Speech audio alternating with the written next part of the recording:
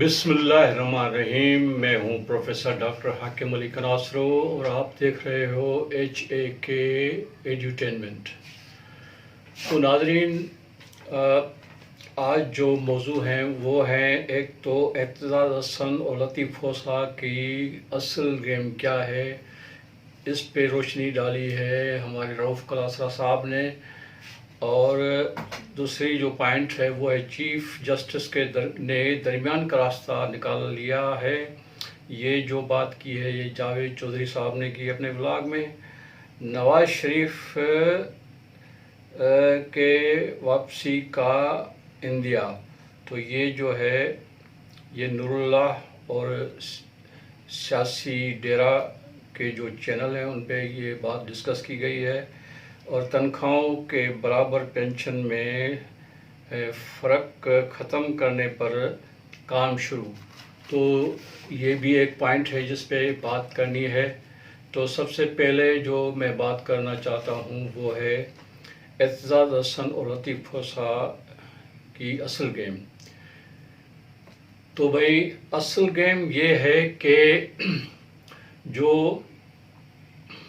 یہ دو لوگ ہیں، پیپلز پارٹی کے اسٹار واٹ رہے ہیں، پیپلز پارٹی کے سینٹرل ایگزیکٹو ممبر بھی رہے ہیں، اور ان کو اتنی بڑی عزت اور شہرت اور یہاں تک پہنچنے میں جو کام پیپلز پارٹی نے کیا ہے، تو یہ کیسے ممکن ہے کہ وہ اس پارٹی سے یہ لوگ غداری کریں. لیکن بھائی پارٹی کو چینج کرنا اور پارٹی بدل یا دل بدل، جس کو زبان میں دل بدل کہتے ہیں، پارٹی بدلنے والا آدمی، تو یہ جو دل بدل ہیں یا انہوں نے کیس لڑا ہے. اور عمران خان نے پہلے ان سے ملاقات کی جا کے ان کے بنگلوں پہ، اور اس کے بعد اعتزاز احسن اور لطیف خوسا نے جا کے چیف جسٹس آف پاکستان عمر الطاف بندیال کے چیمبر میں جا کے ان سے ملاقات کی، درخواست کی. اور بھائی یہ درخواست گزار تھے عمران خان کی طرف سے اور PTI کے ورکرز کی طرف سے. یہ دونوں کیونکہ ان کا پروفیشن وکیلوں کا پروفیشن ہے، تو خیر اگر ہم اس طرح سے سوچیں کہ بھائی وکالت ایک پروفیشن ہے، اور یہ تو پروفیشن کے اس کھائے ہوئے قسم سے بھی مجبور ہیں کہ ان کو جب کوئی کیس ملے گا تو یہ وہ کیس اٹھائیں گے. لیکن بھائی اخلاقیات کے پہلو اور سیاست کے پہلو جو ہیں وہ کچھ اور کہتے ہیں. تو بھائی بات یہ ہے کہ عمران خان کو یہ ان کا کیس لے کر گئے جب کورٹ میں، تو کورٹ نے بھی ان کی بڑی آؤ بھگت کی اور سنا، اور فوراً ایک 9 ججوں کا ایک بینچ بنا دیا، جس میں پہلی مرتبہ ایسے موضوع پہ جس موضوع پہ کبھی بھی قاضی فائز عیسیٰ صاحب کو، جسٹس قاضی فائز عیسیٰ صاحب کو ایسے کسی بھی بیچ میں پہلے نہیں بٹھایا گیا، لیکن اس بیچ میں بٹھایا گیا. اور آپ نے یہ بھی دیکھا کہ قاضی صاحب کوئی 23-25 منٹ کی تقریر کر کے اور اس بیچ سے اٹھ کے چلا گیا. اس کے بعد دوسرا جج بھی وہ چلا گیا، تو یہ بیچ ٹوٹ گیا. تو کہنے والے کہتے ہیں کہ بھئی یہ جو تھی قاضی صاحب کو پھنسانے کی ایک سازش تھی، جس سے قاضی صاحب تو خیر آئین اور قانون کا سہارا لے کر اس سازش سے نکل کے باہر آئے. کیونکہ 2015 میں قاضی صاحب ایک بیچ میں بیٹھے تھے جس بیچ نے یہ فیصلہ دیا تھا، جو فوجی کورٹیں ہیں ان کے خلاف ایک فیصلہ دیا تھا لوگ کہتے ہیں. اور اب اگر یہ قاضی صاحب اس وقت فوج کے حق میں فیصلہ دیتے ہیں تو جمہوریت پسند اور جو عوام پسند لوگ ہیں اور جو موجودہ کورٹ یا کورٹ سسٹم پہ بلیو کرتے ہیں اور سویلین گورنمنٹ پہ طاقت پہ بلیو کرتے ہیں، وہ اس کے خلاف ہو جائیں گے. اور اگر اس نے دوسرا فیصلہ دیا تو اس پہ پھر جو مقتدر قوتیں ہیں، طاقتیں ہیں، جو ہمارے افواج پاکستان کے جو جو اسٹیبلشمنٹ کے جو لوگ ہیں، پھر وہ دو دھاری تلوار جو ہے وہ چلائی، کہتے ہیں کہ بندیال صاحب نے، لیکن قائد صاحب بڑے کیونکہ قانون اور جو ہمارا آئین ہے، قانون اور آئین پہ چلنے والے کو کبھی بھی کوئی مصیبت نہیں آتی، ویسے تو اللہ رکھے تو پھر اس کو کون چکھے۔ تو بھائی رؤف کلاسرا صاحب نے اپنے بلاگ میں اس بات کا ڈسکشن کیا ہے کہ دراصل اعتزاز حسن اور لطیف کھوسہ کو یہاں وکیل بنانے کا عمران خان کا تو یہ تھا، یہ سمجھتا ہے کہ یہ بڑے وکیل ہیں، اس کو اس مصیبت کے گھڑی سے یا اس جو فوجی عدالت کے سامنے پیش ہونے سے وہ بچا لیں گے۔ تو دوسری اینگل وہ یہ ڈسکس کرتا ہے کہ یہ دراصل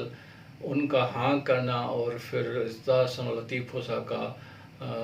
جسٹس کے پاس جا کے ایک پلان بنانا، دراصل وہ پلان عمران کو پھنسانے کا پلان تھا، اس سے بڑی رقم لے کر اس کو ہڑپنے کا پلان تھا۔ یہ بات جو ہے رؤف کلاسرا صاحب نے کہی۔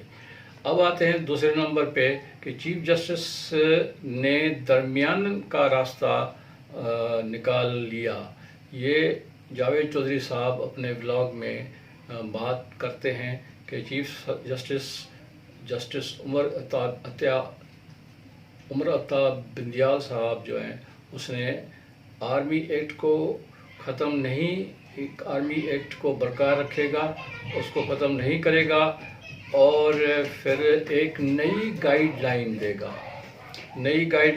گا۔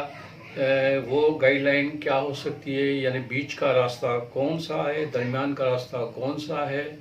اور نئی گائیڈ لائن کیا ہوگی، یہ تو منڈے یا آنے والے ٹیوزڈے یعنی کہ پیر اور یا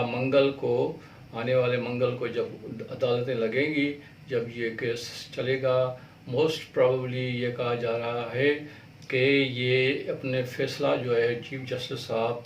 وہ منگل کے روز سنا دے گا۔ اس پہ فیصلہ، کیونکہ اس نے ایسے ریمارکس دیے کہ اب ہم فیصلہ سنا دیں گے۔ اب فیصلہ لوگ چمے گوئیاں کر رہے تھے کہ ہو سکتا ہے کہ وہ ایک فیصلہ دیں، اور حکومت نے بھی کہا ہے کہ ہم کسی بھی ایسے فیصلے کو نہیں مانیں گے جو ان کے لائے عمل میں آگے آ جائے۔ تو بھائی یہ ایک تصادم کی صورتحال پیدا ہو رہی تھی، اور جاوید چودھری صاحب کے بقول کہ اب بیچ کا راستہ ہے، درمیان کا راستہ ہے، تو راستہ کیا ہو سکتا ہے؟ یہ اس پہ صرف پریڈکشن کی جا سکتی ہیں، حتمی طور پہ تو کوئی کچھ نہیں کر سکتا، کیونکہ وہ ویسے بھی کورٹوں کے معاملے میں نہیں بولنا چاہیے، لیکن لوگ بڑے ہوشیار ہو گئے ہیں، وہ قانون کی وہ چیزیں لا کے سامنے کھڑا کر دیتے کہ کیا ہو سکتا ہے۔ تو کچھ اس طرح سے بھی باتیں ہیں کہ چیف جسٹس صاحب کہے ہو سکتا ہے یہ فیصلہ دے دے کہ بھائی پہلے ان کے کیس جو ہیں وہ جائیں گے عام عدالتوں میں، اور پھر عام عدالتیں یا جو عدالتیں دہشت گرد توڑ عدالتیں ہیں ان میں جائے، پھر وہ عدالتیں اگر سمجھتی ہیں کہ یہ کیس جو ہے وہ ملٹری کورٹ میں چلنے کا ہے تو پھر وہ ریفر کریں ملٹری کورٹ کو اس طرح کے کیس۔ تو اس طرح سے اگر دیکھا جائے تو یہ بیچ کا راستہ بھی جو ہے یہ بھی عمران کو بچانے کے لیے ایک راستہ نکالا جا رہا ہے یا سوچا جا رہا ہے کہ یہ ہو۔ تو بھائی اب تو ہم انتظار ہی کر سکتے ہیں کہ منگل آئے اور ہم دیکھیں گے کہ فیصلہ آئے اور فیصلے میں کیا ہوتا ہے۔ تیسری خبر جو ہے وہ نواز شریف کے واپس آنے کا اندیا، جو دو صحافیوں نے دی ہے، ایک تو نور اللہ جو اسلام آباد سے رپورٹ کرتے ہیں اور تجزیہ کرتے ہیں، اور دوسرا سیاسی ڈیرا کے میں یہ بات ڈسکس کی گئی، نواز شریف واپس آ رہے ہیں، شیر واپس آ رہا ہے، اور پھر اس طرح کی بہت ساری چیزیں۔ اور ظاہر ہے ناظرین، اگر ابھی جو ایک ڈیولپمنٹ ہوئی ہے اور راستہ صاف ہوا ہے نواز شریف کے آنے کا، لیکن ابھی کورٹوں نے اس طرح کی کوئی بات نہیں کی۔ قانون جو پاس کیا ہے ہماری گورنمنٹ نے، اسی کے حساب سے تو راستہ صاف ہے، لیکن ابھی ہمارے ہاں کچھ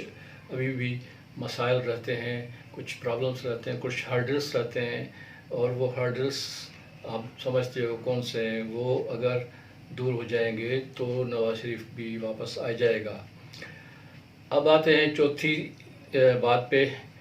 تنخواہوں میں گورنمنٹ نے اضافہ کیا، اور وہ زبردست اضافہ کیا کہ گریڈ 2 سے لے کر گریڈ 16 تک ان کی 35% تنخواہوں میں بیسک رننگ پے میں اضافہ کیا، اور 17 گریڈ سے لے کر 22 گریڈ تک ان کی تنخواہوں میں 30% اضافہ کیا۔ تو یہ بہت اچھا اضافہ تھا، لیکن دوسری طرف جو 2 کروڑ ووٹر ہیں پورے ملک میں، وہ ہیں سویلین اور ملٹری اور سویلین پینشنر، جو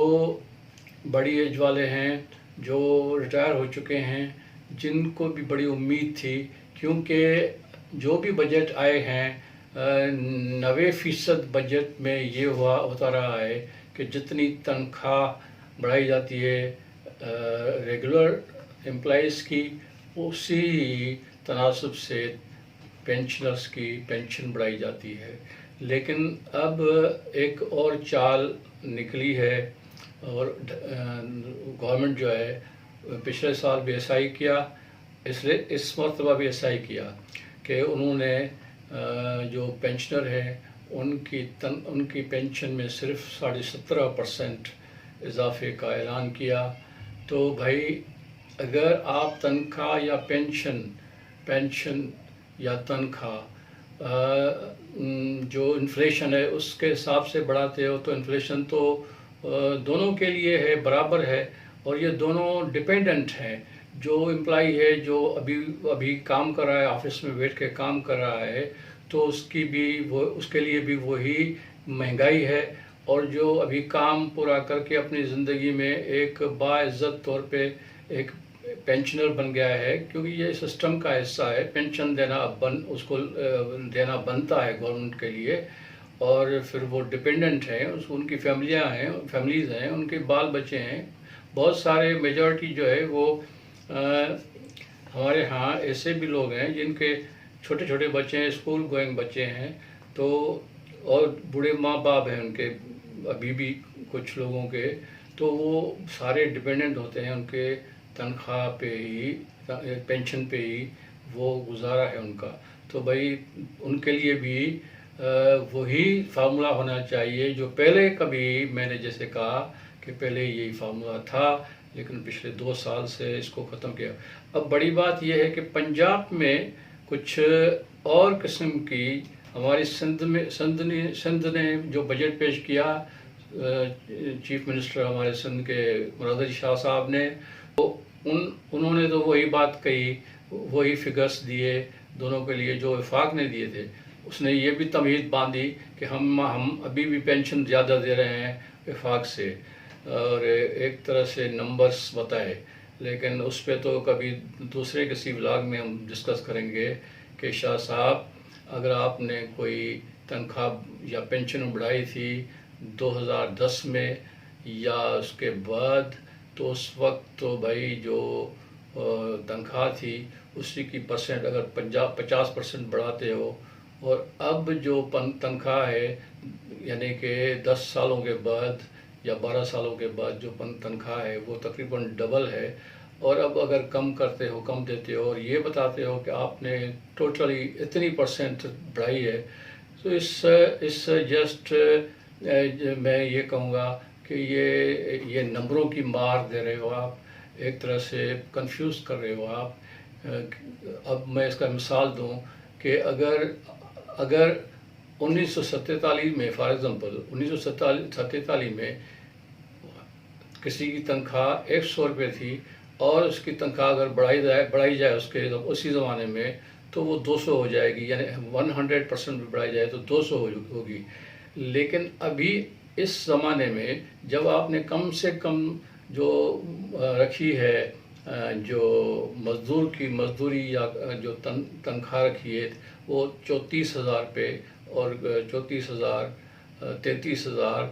یا 34,000 تقریباً، تو اس کی اگر پرسنٹیج نکالی جائے 50% بھی، تو بھی وہ اس سے زیادہ پیسے بنتے ہیں جو اسی زمانے میں 100% دیے گئے. تو وہی پرسنٹیج کے اور ان چالوں میں